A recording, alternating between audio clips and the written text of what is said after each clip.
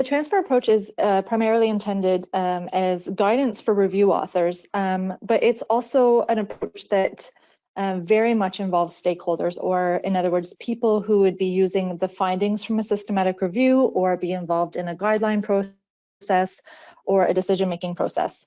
You could also, as a stakeholder, be somebody who is a practitioner or a client or a consumer of an intervention as well. So I hope that most of you attending today fit into one of those categories. And I'm sure your questions at the end will reflect kind of your experience. And I apologize in advance for those of you who are not systematic review authors or very, very versed in systematic reviews, because there is a lot of language around systematic reviews here. So please put up your hand or ask a question if there's terms that need clarification. Yeah, my name is Heather Muntikos, and together with my colleagues Hyde Nukaby, Claire Glenton, and Simon Lewin, we have developed the transfer approach. The transfer approach has been in development for about 4 years, but probably much longer when it comes to the thinking behind it. And that's because it's very much developed out of our work as systematic review authors who receive commissions from decision makers. Many of our commissions come from the Norwegian government or the WHO in some cases. So in our work with decision makers over the last 10 plus years, we have found that some decision makers have indicated frustration, if you will, or concerns about the findings from their systematic reviews not being relevant to their particular setting. This is often the case if you're going with a global review and trying to apply it to a local context. Moreover, we have over the years developed different methods of engaging and collaborating with decision makers and other stakeholders, and have seen the benefit of doing this really systematically and from early in the systematic review process. So that is some background on the transfer approach. So the transfer approach is, in short, guidance for review authors on how to improve collaboration with decision makers in order to systematically and transparently consider and assess the transferability of review findings to a review context. And transferability factors within this, the transfer approach are a subset of effect modifiers that are systematically present in a decision-making context and are hypothesized to influence the transferability of review findings to that context. And there are two very important things here. One is that you'll notice the language here is quite relevant for effectiveness reviews.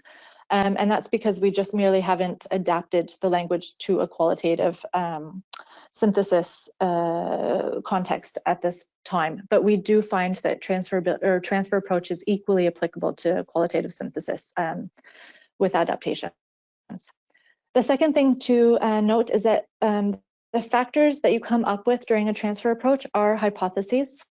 They are not necessarily the truth, quote unquote, but rather ideas for subgroup analyses identified by your stakeholders and yourselves during a systematic review. So at the end of the transfer approach and within the systematic review, you will come up with an assessment of transferability, which is essentially whether there's a substantial difference between the context of the review question and the context of the studies contributing data to the review finding, with respect to the identified characteristics, the transferability factors. So those of you who are familiar with conducting a systematic review, and those of you who use one, will recognize many of these steps. This is a systematic review process, expanded, if you will.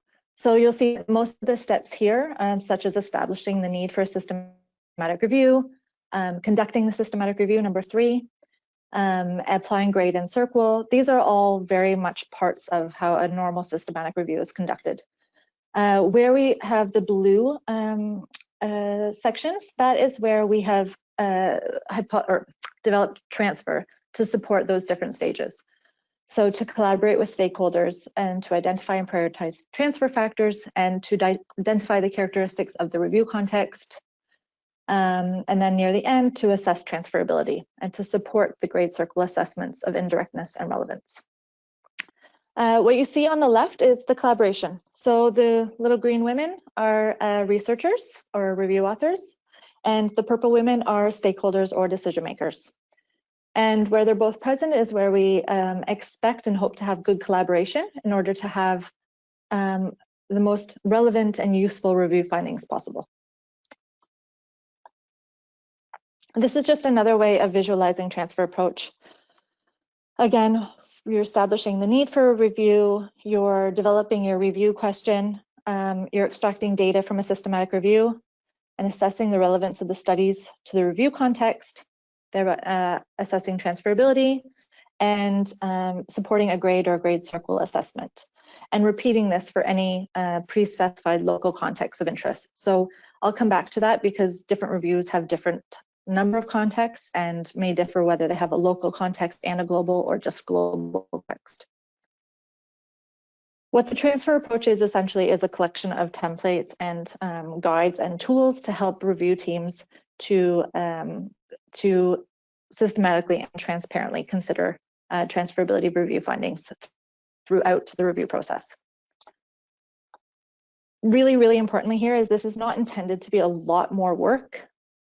It is intended to systematize, elaborate, and make transparent the processes that most review teams are already doing. So I can imagine that many of you, I wish I could see right now, but I can imagine that many of you would raise your hand if I said, do you collaborate with stakeholders right now? This is merely a way of doing it in a systematic and transparent way so that at the end of a review, people are familiar with or are able to see how decisions were made regarding assessments of transferability.